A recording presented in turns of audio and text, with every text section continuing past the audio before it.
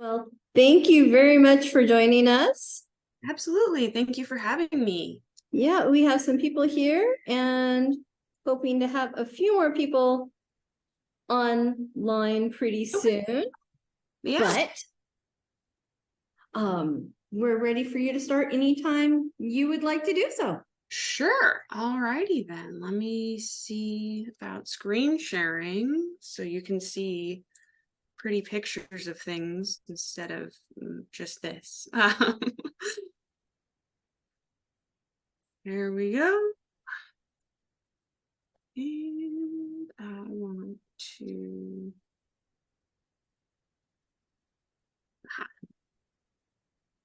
All right. Are you guys seeing the one that is with my notes and everything? Or are you seeing the just full screen one? Well, we're actually seeing the one with your notes, but our faces are covering the notes, so it's kind of working out. Okay, let me see real quick if I can try one more time, just in case it decides to be nice, just so that you get bigger screen share at least. There, I think. Is that working now? Perfect. Okay, excellent. Alrighty, so good evening, everyone. My name is Meghan Caves. I have just recently finished up my master's degree here at University of Idaho in Moscow. My research is looking at specifically historical archaeology, and the time frame that I am interested in is kind of the settler colonial movement into Washington and the Pacific Northwest in general. And I am continuing to get my PhD at University of Idaho, and I also work as an archaeological technician for the Umatilla National Forest out of Pomeroy, Washington. Yeah, so that's a little bit about me, and we can kind of dive into, we'll start with like a little bit of background on kind of how I got into this project at all, and then I'll give you a couple highlights that showed the really exciting insights that genealogical research was able to provide that we had missed out on archaeologically and didn't see those connections until we had the genealogy piece. And then I have some questions that I'd love to field to you guys as well and kind of hear your perspectives on this.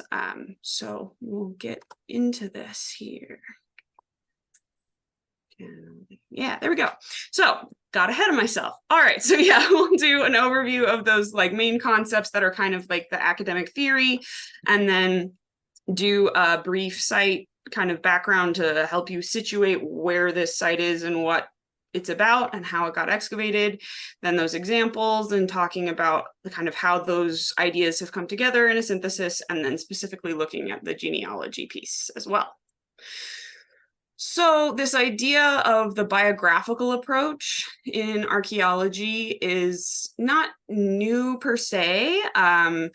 Started kind of really taking off in the late 80s, early 90s. And this idea is that rather than doing what we may traditionally understand as a biography, such as the history of a person's life or a genre of biographical writing, it's a specific account of just the life course of, in this case, objects or houses or households. And so looking at these life courses and life cycles at different scales allows us to kind of delve into archaeological materials in a way that is different from kind of traditional focuses.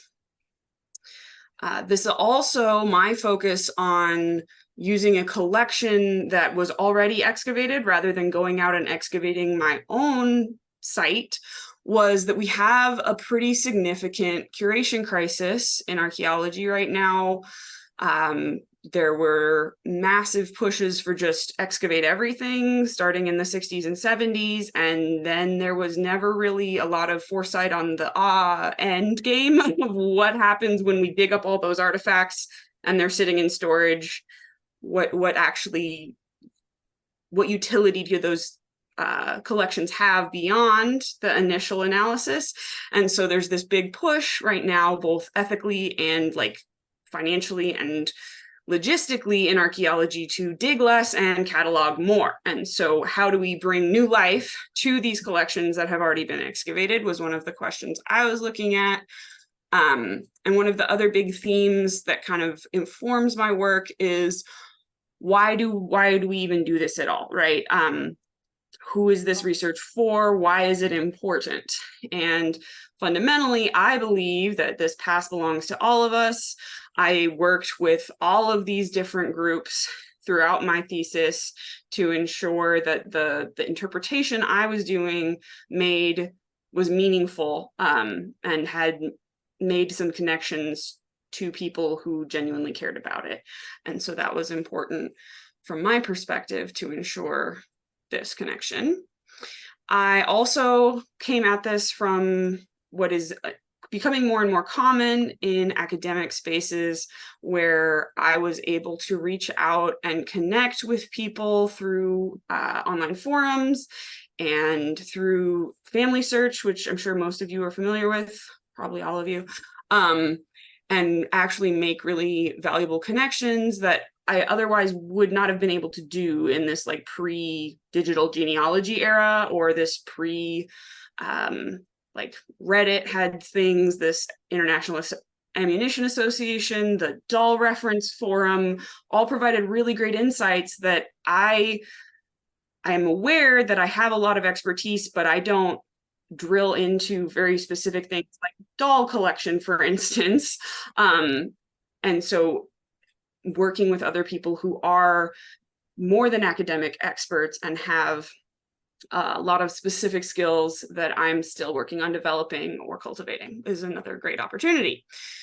So with those kind of big ideas in mind, I want to physically situate where this site is in the area. Y'all know you're close to it. So Arlington is where the site is located. And I want to, you'll notice these maps foreground Indigenous people, right? Because that was who was here first. And looking at how the landscape has changed and the way that we interact with the landscape changes. And those are other research ideas that I'm exploring as well. So having the connection to that initial and early perspective on the landscape is really valuable. And then we can transition into seeing how European descendants experienced and interacted with those spaces. So up here in the right corner, Haller City was the initial township. Arlington was established just about a quarter section south, and it wasn't until 1903 that the town was incorporated and actually became all one. And so the site initially is right here on Cox Street, and we have this Sanborn fire insurance map that shows it initially. And this is the only historic photo we have of the actual site, and the site itself is called the Teager Weimer site because those were the two families that were initially able to be identified as residents. The Teager family, there's a lot of really cool research on them. They had this drugstore, and Mrs. Teager was one of the first school teachers in Haller City, and this is actually her and her class. But what was really exciting when the archaeological work was begun in Arlington for this was this privy that we can see in the Sanborn map. I have got a little black box around it because privies have great archaeological preservation. It's a hole that's dug, so rather than having kind of surface materials deposited, privies are excellent for archaeologists because all of the materials go in the hole, are protected from other kinds of disturbance, and then they make usually really nice chronological deposits from bottom to top. That is really beneficial for us as we try to interpret archaeological contexts. So this privy was initially identified in a project. It started in 2003. no, 2006. And then in 2008, it eventually was fully excavated. So when Arlington, the city of Arlington was upgrading their water treatment facilities, you notice probably in the last slide, we're right at the confluence of the North and South Forks of the Stillaguamish River. So this is an important spot for water treatment. And so as they were upgrading their facilities, they needed to expand, and based on state and federal law, needed to ensure that the cultural resources in that area were being protected. So they contracted with a company based out of Seattle who identified from the Sanborn map these likely archaeological materials, and this privy was identified, as you can see in the upper right, and was excavated with all of the materials pretty well intact. This is just the stratigraphy kind of showing that diagram of all the things that we found. You can see the outline of the privy vault pretty clearly compared to the native soils of the area. So that was really great indicative archaeology for those kinds of privy deposits. This is the very messy and overwhelming title search that helped kind of start making connections between the stuff that was in the privy and the people that actually lived there. So that's one of the big things about archaeology, is we focus on the material culture, but ultimately we're interested in how it relates to people and their lives and the experiences that they may have had. So with these property ownership details and census records and Polk City Directory synthesis, I was able to start making these more useful connections based on the time frame of the artifacts and the time periods in which these families were living there.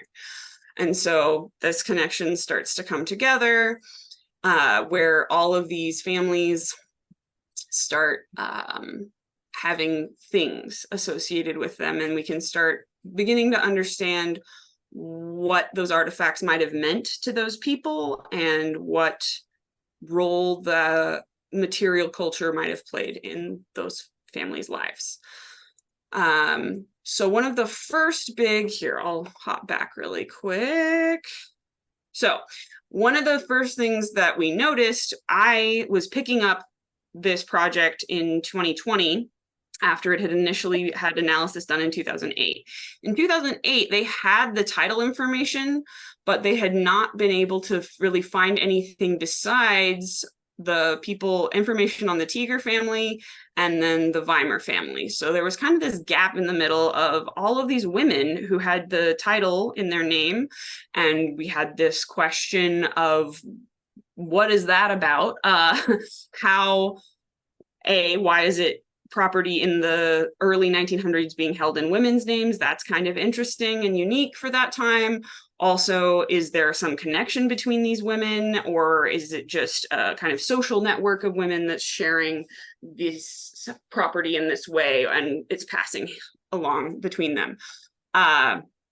What eventually kind of was the aha moment for this was the genealogy.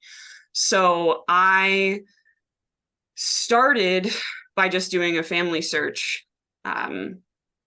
query, and ended up seeing that all of these women whose name the property was in were related by blood, and that relationship had been obscured by their married names. And so by kind of picking our way back through things, we were able to see that Elmira Gooding, who was listed on the first initial property material, had a daughter from a previous marriage named Martha Hurd, who married Lovelace. So Martha Lovelace is who had that. And then later the property also passes to a Carrie McConaughey, and she was also Hurd. And so that was exciting to finally see, oh, this isn't just a property passing between women in passing that are socially connected, but they're actually a family that are switching the property between them either for financial reasons or are actually moving in, things like that.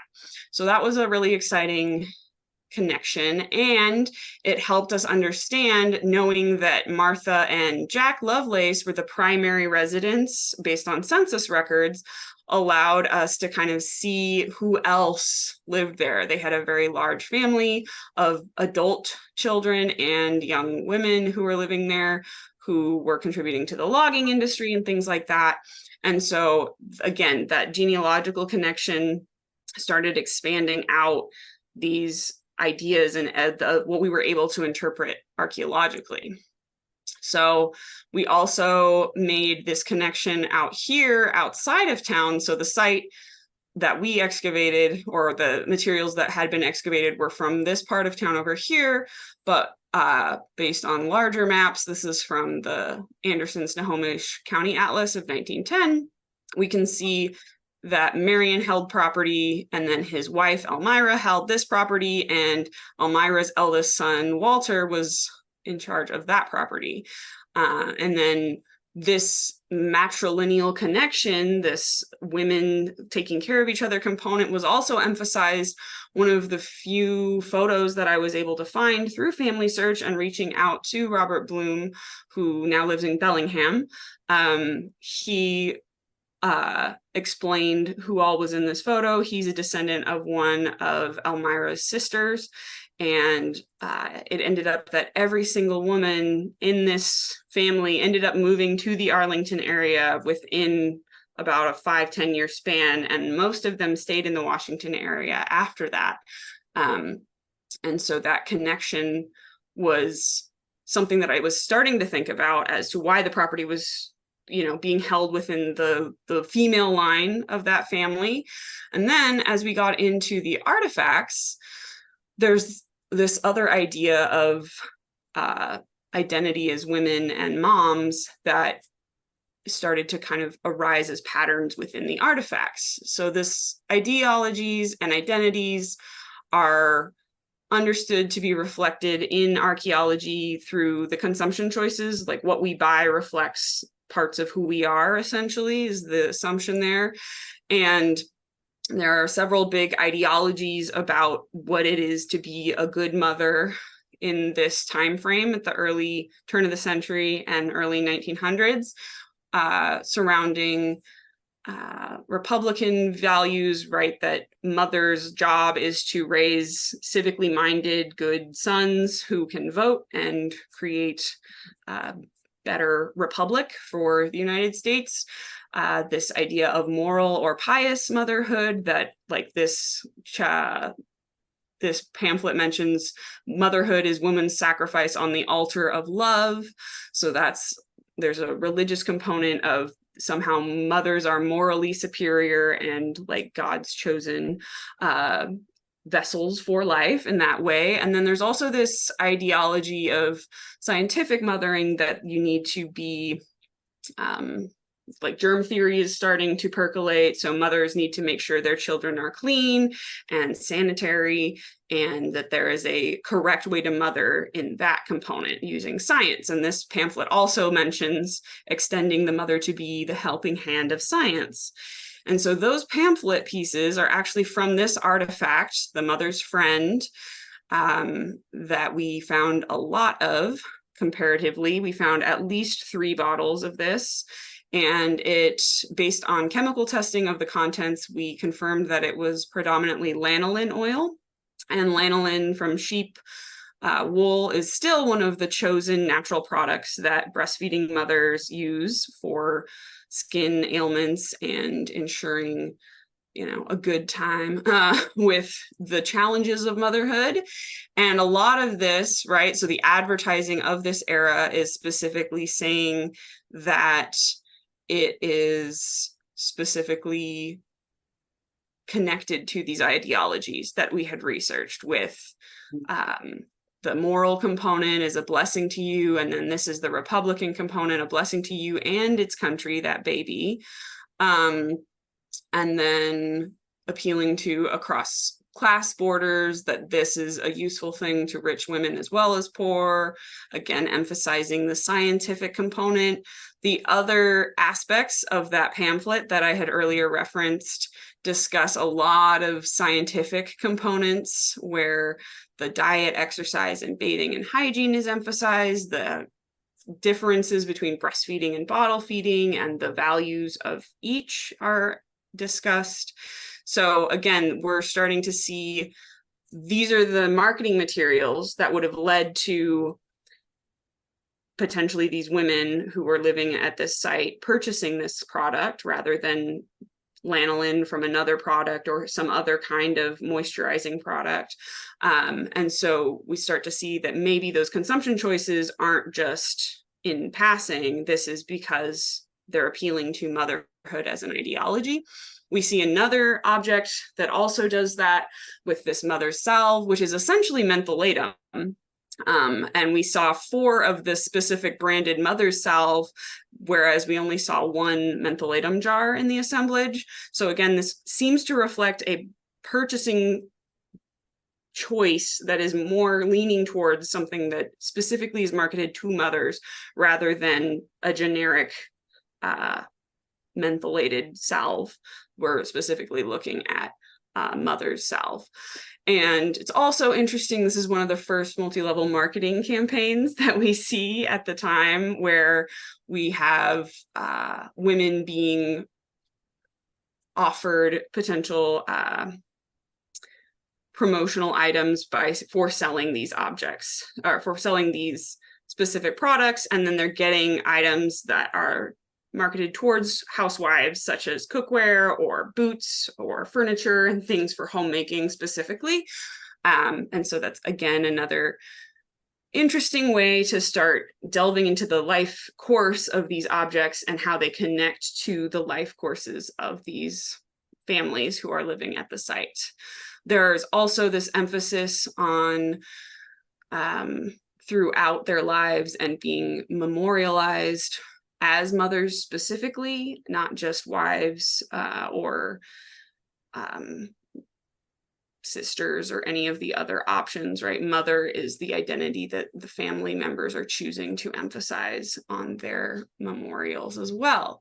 So this is kind of an example of how the object biography method starts tying together the life courses of objects to these life courses of women, and broader connections to kind of the ideologies of a time frame and the reasons for purchasing objects and consuming the things that we do.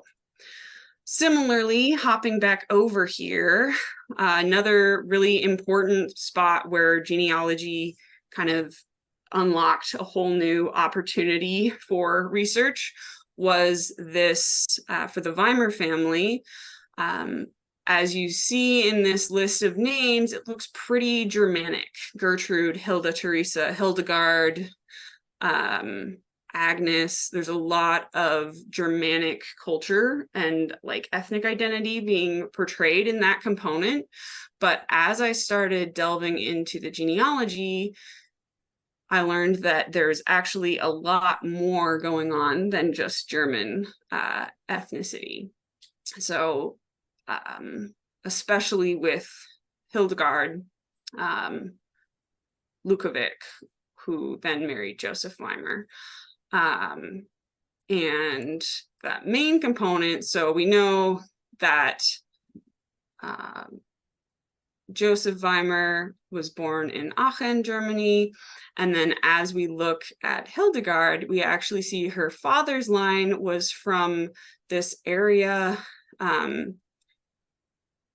of what is now Croatia, but at the time would have been part of the Austro-Hungarian Empire. And so he was listed as being from Porto Re, Austria, which is in itself interesting. Porto Re is Italian name for an Austrian place, right? And I don't know how many of you are deep into European history over there, but what I was also noticing is that Antonio and Giuseppe and Mary are pretty typical, like Italian Catholic names. whereas Lukovic is a last name of Slavic origin. So we're starting to see kind of this bridging of the Adriatic Sea and more of an emphasis on their ethnic identity connected to the sea, and his occupation, both of their occupations chronologically and familially, were sailors. So they were definitely making their living as sailors. And so this connection of more to the sea as a nationality or identity rather than potentially these land-based nations, which were also in a lot of flux at this time as well, with the Austro-Hungarian Empire expanding and contracting, and Croatia and the Slavic nations eventually gaining independence. Then on Hildegard's mom's side, it actually became pretty evident pretty quickly that she was of indigenous descent. So her grandmother was likely fully indigenous, married a German trapper who moved over to Vancouver Island, and then her mother, Anna Kemper, was Antonio's first wife and was also born and died in very specific indigenous communities in the Vancouver Island area. And so those connections were really interesting to, because again, last names had obscured this insight, and by just going a couple generations back, we started to see a lot more interesting context for what nationalities and what identities these people might have been bringing with them into this space. One of those components is how then, if they're bringing all these different identities with them as they come into America and start potentially portraying what an American identity might look like, we look at this idea of conspicuous consumption. So this is a classic Vanderbilt house aesthetic, and I'm sure china cabinets are now kind of the go-to for that option, and this idea of displaying dishes that aren't necessarily even meant to be used, right? But they are beautiful. They are something that you can display and show, look at the nice china I've bought, and how that potentially represents this identity as a consumer and an American in those spaces. And one of the really interesting things we were finding were these Japanese export wares that further connects this different nationality and different globalization component into kind of this, I guess, the classic melting pot idea. So these are Japanese design, well, Chinese and Japanese designs that are being manufactured pretty much explicitly for non-Japanese consumers. And these have a lot of specific iconography and designs that are clearly Japanese in nature. This one is especially interesting to me because it has this very traditional symbolic pattern called Ho'o bird or phoenix ware. And the phoenix and the chrysanthemum flowers have a lot of symbolic meaning in Japanese culture, but Japanese teacups typically don't have little handles. And so Japanese tea service would not have been manufactured in this way with this pattern. So we can see this very specific Japanese pattern on a very traditional Western American tea service kind of teacup. And so that's an interesting, again, all of those cultures kind of coming together, and then having this woman who is of indigenous Slavic German descent choose a Japanese item to represent that. Further on, there's this really gorgeous, say that somewhat ironically, because this is a classic example of that conspicuous consumption idea where just because we can decorate with all of these different techniques doesn't mean that it's actually aesthetically appealing to have all of those things mashed together on a plate. But this has almost every decoration technique available for ceramics at the time, and was made in Bavaria. And so this idea that potentially purchasing something from Germany to highlight your German heritage could have been a choice as well for Hilde Weimer, née Lukovic, as she was homemaking in this new space and trying to construct an identity that both honored their heritage as a family and also helped her fit in as a new immigrant to America. So this is just one of the frameworks that I like to use. These are artistic representations of the concept of gestalt. So depending on how you look at these, the one on the left, you might see a rabbit or a duck.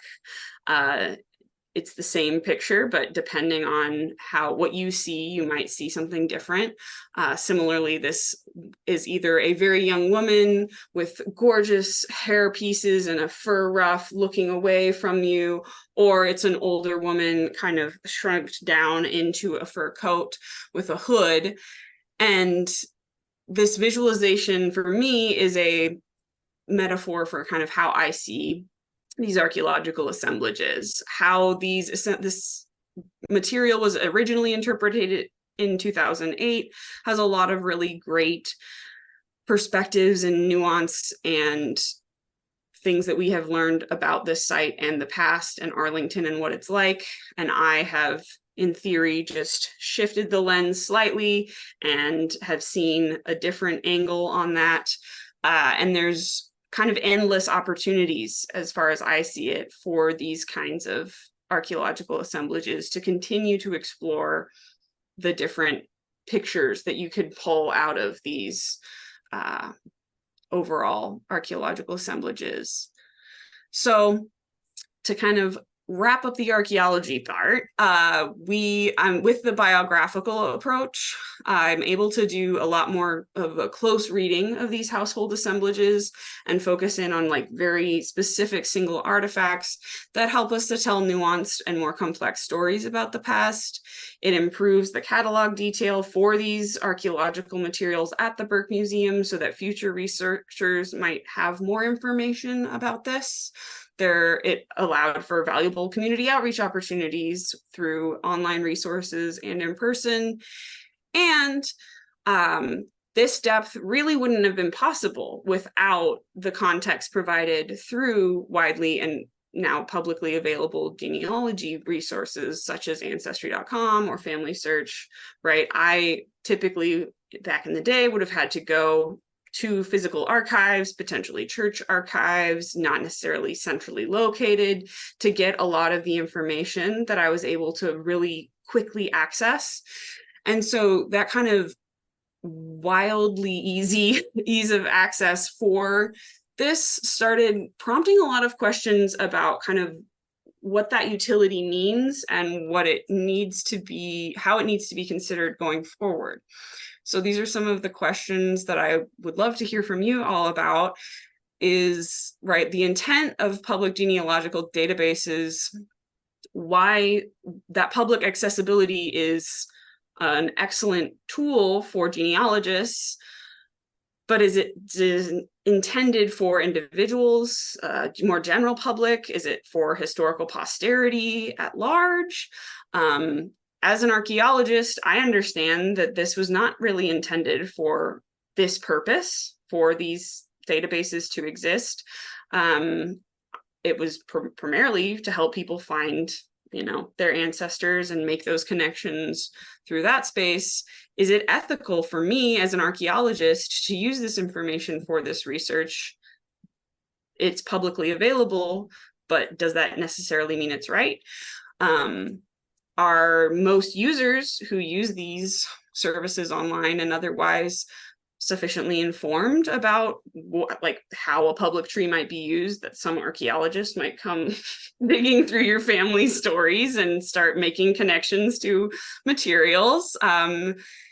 Do then additionally, right, those genetic genealogical services further complicate those matters by having potentially DNA, your DNA somehow connected to this as well in an online public forum is also something that's worth considering, and that I'm curious to see if that results in people being less forthright, I guess, with the public accessibility of those trees.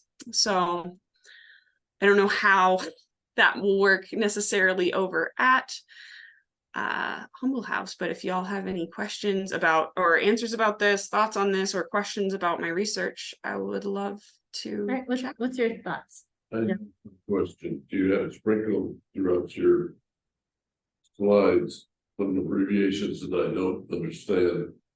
The first one is on a map you had. It uses the term negative shovel or positive shovel. What does that mean? So when we do initial subsurface testing, and I can go back to that slide if you'd like.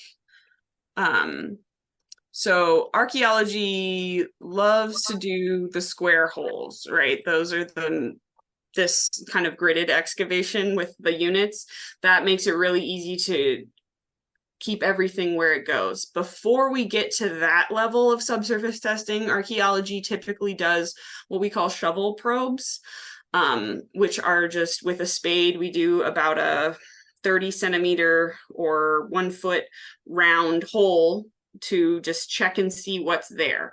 And when we find cultural material, we typically discuss those as positive shovel probes, that they tested positive, or if we found no material or cultural objects in that, we would call that a negative shovel probe. And that's typically what we do. So as you can see with this map, the positive shovel probes in this area help us delineate that that is the site boundary. And because we didn't find any other cultural materials outside over here, that has been ruled not part of the archaeological site because there's no materials there. Second question, what does CMBS mean in depth? Centimeters below surface. And finally, what does MNV mean? Minimum number of vessels. So a lot of times we find a lot of fragmentary materials. So like this is a better example. So there are 4 different catalog numbers in the assemblage that are from this specific product. But because some of them are very fragmentary, I can only say for certain that there are a minimum of 3. There could be up to 4. But because we're dealing with a lot of fragmentary materials, we specifically choose to, err on the side of less rather than assume lots more. And so similarly with the mother's salve jars, there are 5 different catalog items, but I guess I don't understand why that's important. So the main component is when we start to look at volume, right, of how many, because for my research specifically, I'm looking at patterns of consumption, right? So if I were to assume that every fragment was its own individual thing, I might misestimate how much or how many of these specific products are being consumed by a family or in this assemblage. And therefore might make some erroneous assumptions about why mother's salve, like if there was really only one, then the 1 mentholatum bottle and the 1 mother's salve jar don't actually have. Thank you. Any other questions? Okay, well, I have a question then, Megan. When you decided to study archaeology, is this the type of archaeology you thought you were going to be studying? With the genealogy and components and all of those things? Sorry, I think you cut out a little bit and I missed the middle part of your question. Well, when you decided to study archaeology, when you went, this is what I'm going for. Is this the type of archaeology? Is this what you thought it was going to be, or has it evolved since you made that decision? From the very beginning, it has evolved a ton. When I started my undergraduate degree, I wanted to do forensic anthropology and biological anthropology and focus on like human skeletal remains. And I did that for my first degree. And then I decided that that wasn't something that I wanted to pursue, that there was a lot more like emotional intensity with that than I was able to sustain. And then I pivoted to just doing professional archaeology work kind of at a contracting level, and did a lot of this kind of excavation where I dug a hole and found out if there was material or not, but I didn't really get to see it through. And so I decided to go back to school. And when I came back to school for my master's, at that point, I had realized that I really loved this time period of historic materials and the kinds of questions we could ask about the colonization of the West. And so that was the focus.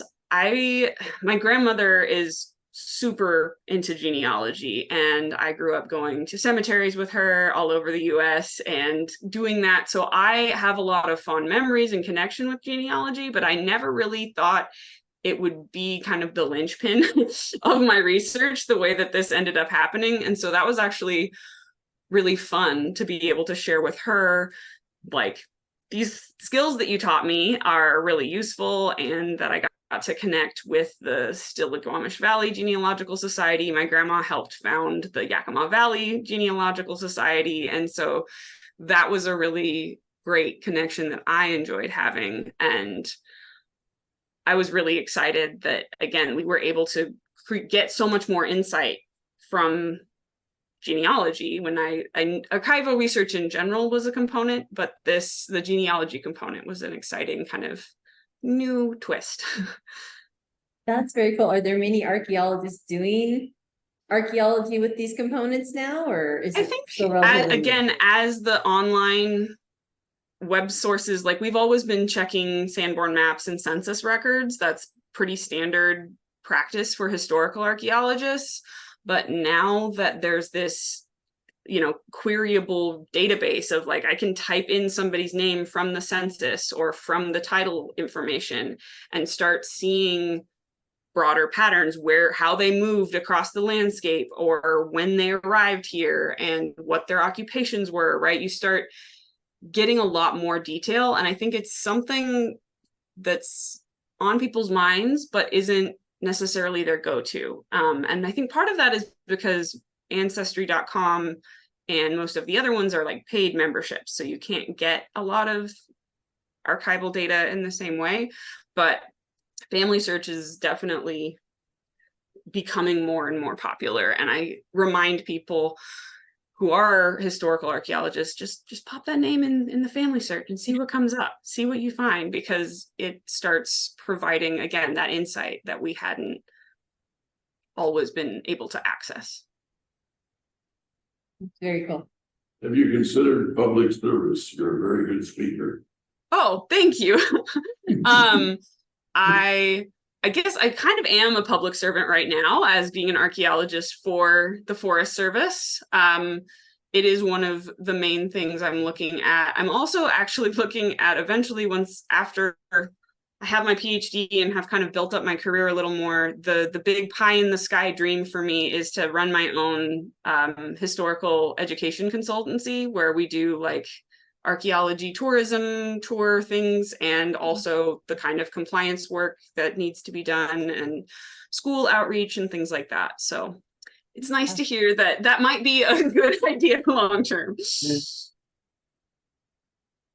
Anybody else have questions or comments on the questions that she'd asked at the end of the presentation? Ethics or availability or things like that? Yeah. I mean, I guess the other thing is like, go ahead. Sorry, Megan. Sorry, I was just saying, like, if you, right, so I reached out to this person about, hey, I'm doing archaeology on your the site that your family lived on. And I was really worried about kind of just shooting him an email on Family Search. I'm curious, like, how any of you would feel if that kind of email showed up in your inbox, if that would be something you'd be excited about to have more information, or if that's something that, because I've gotten feedback of like kind of all over the spectrum of, we work really hard to gather these pieces of information, and for you to just kind of flounce in here and grab it all off the internet is a little bit irritating. So it's always important to me that I like cite my sources and acknowledge how much work goes into the genealogical research beforehand, as well as ensure that I get permission from the actual people whose research I'm doing. But I don't know that that's standard practice for everybody, because they don't necessarily understand how much work genealogy is, because it shows up online and it's like, oh, look, this family tree, it's just here. So I do know that can be kind of go either way. What's the title of your master's thesis? The title is Privy to the Details, Biographies of the Teager Weimer site. And I think the title slide here. Nope, those are acknowledgements. Let's go. Can I go around the other way? No, of course not. Why would we be able to do that? Yeah, PowerPoint doesn't like that. It doesn't like the circle. Oh, and it's not even on that title slide because I was trying to target it for you all. But yeah, it actually just went public. My thesis is now available through Google Scholar. You can look it up, but it's, yeah, Privy to the Details. If you just typed in Privy to the Details and my name, you would find it. It's over 200 pages, and I wish it wasn't that long, but it has some interesting thoughts for sure. And I'm glad I got to explore it in that depth. So are you involved in any kind of a new project or one that might be coming that you might starting?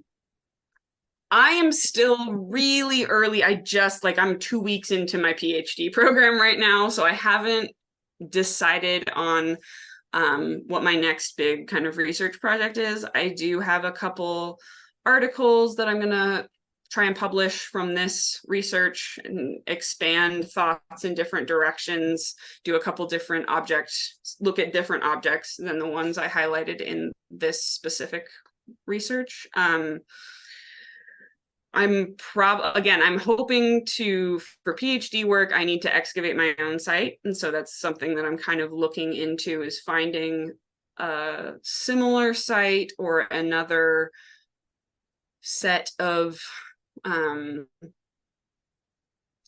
homes, privies, or other kinds of like familial connections, so that I can explore this method and this technique for kind of delving really deep on certain concepts a little further and see if it goes in other directions or if it's not a great fit for certain things, because that's something that's always, as we continue to change a field or develop different methods in a field, sometimes they just don't work for certain things. So it's worth knowing that as well.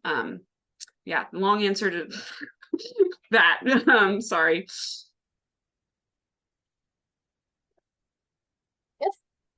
What kind of reaction have you had from these families?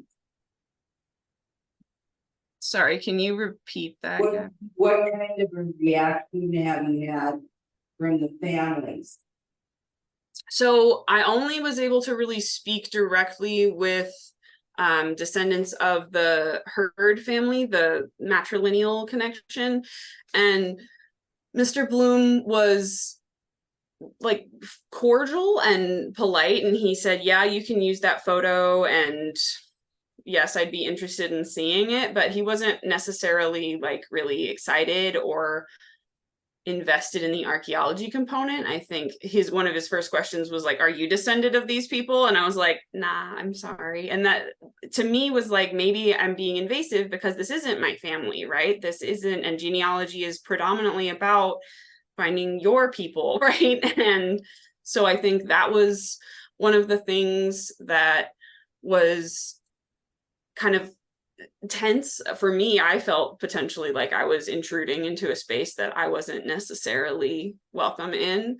I've also had other folks be just really excited who were like, I would love for an archaeologist to like tell me more about, you know, my family's or relatives' stuff that they could find in an archaeological dig.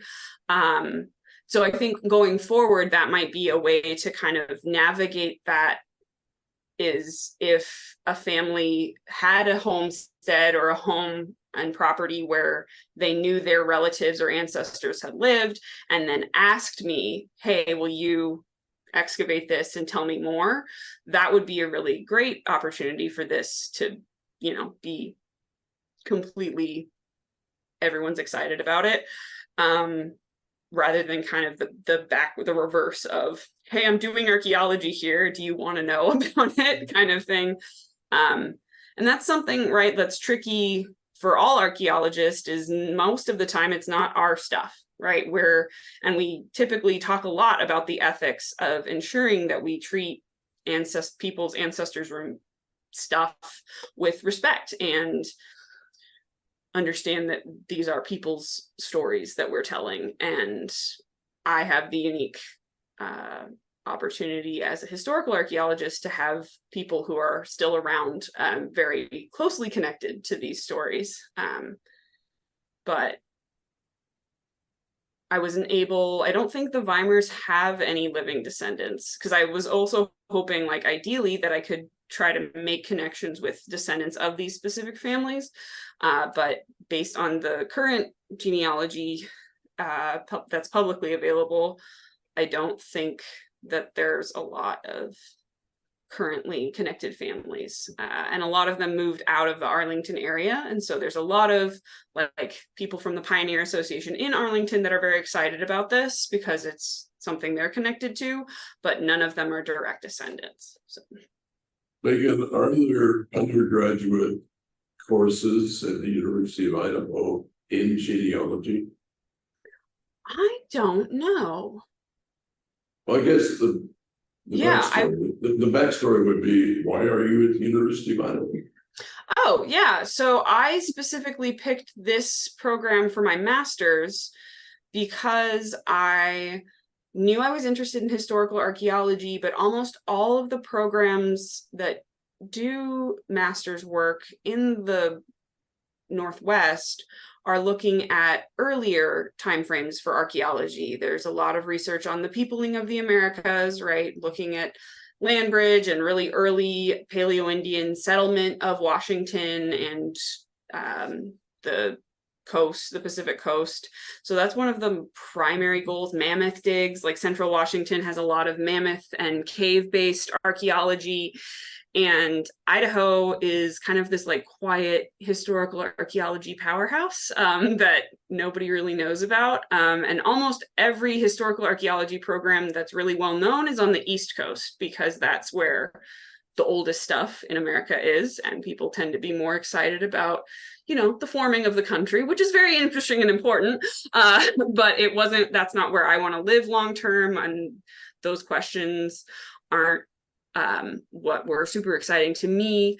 And so this connection of, yep, it is in the West and focuses on this time period of archaeology was what drew me to Idaho. I didn't ever think I would end up here, but it's been a really great program, so much so that I decided to stick around and get another degree. And the genealogy, I think we do have a really strong archival program. We have really cool special collections work with our library. We do have an anthropology, archaeology lab here. We have the Asian American Comparative Collection, which is a really valuable tool for specifically Chinese and Japanese immigrants with the different kinds of materials that they brought with them as part of mining and logging and railroad workers. So there's a lot of really great archaeology here that I didn't know about until I got here. And that's what initially drew me here, was that it's in the West and it looks at this time period of the West. Anything else for Meghan? Yeah. Were you on the actual site and I was not around when it was being excavated in 2008 and 2006. I've been to where it is, but it's now a parking lot. So the area is very cool. And I went to the Pioneer Museum. I spent a lot of time in Arlington over the first summer of my research, trying to find stuff in the archives and make those connections. I'm honestly glad I wasn't on site in 2008, because they were excavating that privy in January and their gloves were frozen solid as they were digging. They were I talked to one of the guys who was there who actually got his master's at U of I also. And he said that they had 2 pairs of gloves. One went on the engine block when it was too frozen to move, and then they'd rotate gloves. So I'm glad I didn't have to freeze my fingers off. I appreciate them greatly. But that's part of the reason that for my PhD, I would like to kind of do it start to finish, and ideally come up with a really intentional way to preserve the material so that they don't end up just a pile of boxes somewhere and gathering dust, so that they can continue to be used. So, Are there any other outhouse sites being explored? I don't know if there's, I know when I was working in the like private contracting sector for archaeology in, when was that, 2018, there was like a privy in downtown Seattle that had been excavated as part of a project. They pop up occasionally. They're kind of ideal. Wells and privies are both kind of the cream of the crop for that idea. Privies are, again, they like, you are lucky if you find it intact. I don't know of any specific ones that are currently being excavated. This was one of the unique ones. It's one of the only ones that, I think the only one that's known of in Arlington proper. So it's a kind of unique collection. And the Burke has it. There's actually 2 artifacts from that privy that are in the permanent Burke display. So that's kind of fun. If you go to the Burke Museum, they're there. That's one of those things I would love to excavate more privies or wells, because they are a unique density of artifacts that we don't always find. But it's always the kind of luck of the draw if you can find it and it's in good condition. That was something else that really threw me for a loop as I was doing analysis, is that privies fill up pretty quickly and they actually get cleaned out like a lot more than you'd think in this time frame. Like, you'd think you could just dig another one, but usually they'd clean them out. And so that definitely complicated matters as I was trying to interpret the assemblage. That's interesting. I didn't know that.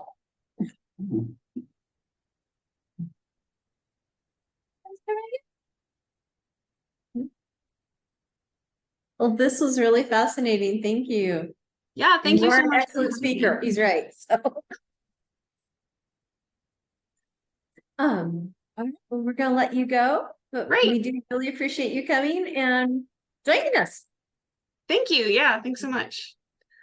I'll send you the slides so you can have them in the recording if you need to. And then, yeah, if I think you have my email, Yeah. and you feel free to pass that along if anyone else wants to ask me questions that come up later. I'm happy to Absolutely. chat. Absolutely. Thank you. Yeah, thank you so much. Have a great evening. You too. Bye-bye.